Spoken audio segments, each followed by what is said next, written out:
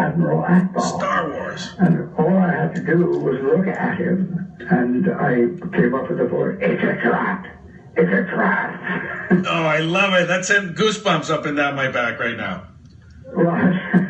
That sent goosebumps up and down my back hearing that. Now, that was a question people had, was if you saw the picture of the character, and I would imagine you had to, so I'm glad we answered that one. They showed you the picture, and that's the voice that came to mind. What? That was the voice that came to mind when you saw the character of Admiral Akbar. The first thing that came to mind. They used it. And then Bert came out again and said, well, there's another voice, and you want to try it? And that was the voice of Bib Fortuna. Yes, that's right. He was kind of the creepy character with that tentacle in front of his face. Yeah, whatever that thing was. An elephant behind him. Thing around his neck, you know. And so I tried that. He was sort of like Akbar, but in a very different tone. He was way up here, you know, he was higher. I don't know, I used some of his language for voice stuff that I did recently.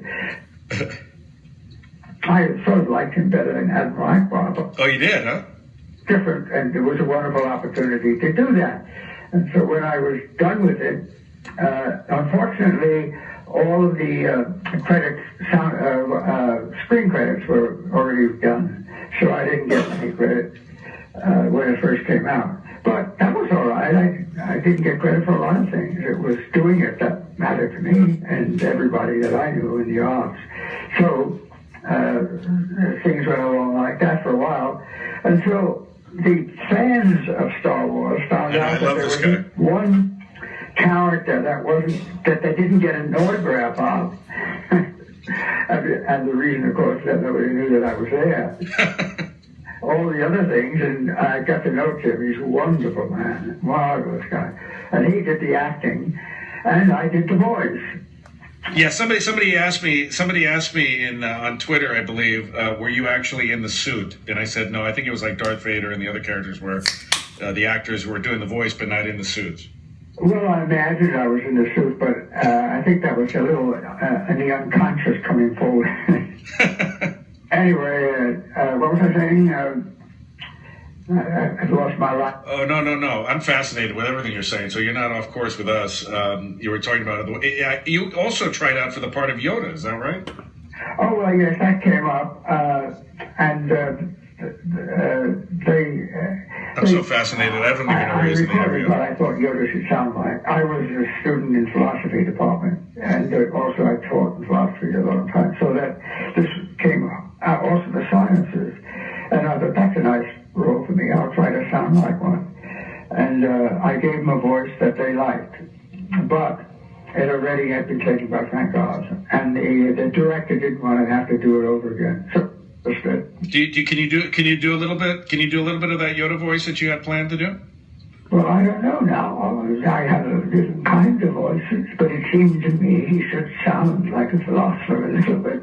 But he jumped around and behaved like a kind of, I was going to say idiot, but that was not true. Yeah. I would do it at all. And many people agreed. You called Yoda an idiot. Show business. And Frank Oz was very famous. He'd done all sorts of things. So I didn't get that part. But the fans didn't find out about it until years later. And suddenly they realized that there was a voice in Star Wars that wasn't in their collection of autographs. And I began to be... Yeah, I'm going to save it on my iPhone. For autographs. Hundreds and wonderful people. I enjoyed. Guys, tell everybody to watch the replay. These wonderful fan letters. I'd forgotten about all that, and I began to like fans very much. In fact, it grew. Let me say it lest I forget. When I began to do these autographs for cool orders, they arranged for me to do these things later on, and I went to these conventions. The fans were a revelation. They were marvelous. I realized that I was more intrigued with the fans than I was with the films. That's great. I mentioned that to them, and they sort of glowed. used. But these lovely people, it was totally new to me. In radio, you don't see the people like this. No, it really is neat to meet the fans. Well, Eric, I want to see you in episode 7, which is coming out. Has anyone contacted you? There's rumors that Admiral Akbar's character may come back in the new Star Wars movie. Has anyone contacted you about that? A rumor, but I haven't taken it seriously. I think it's already been done. I don't know. Yeah, there's involved with this. He leads me on.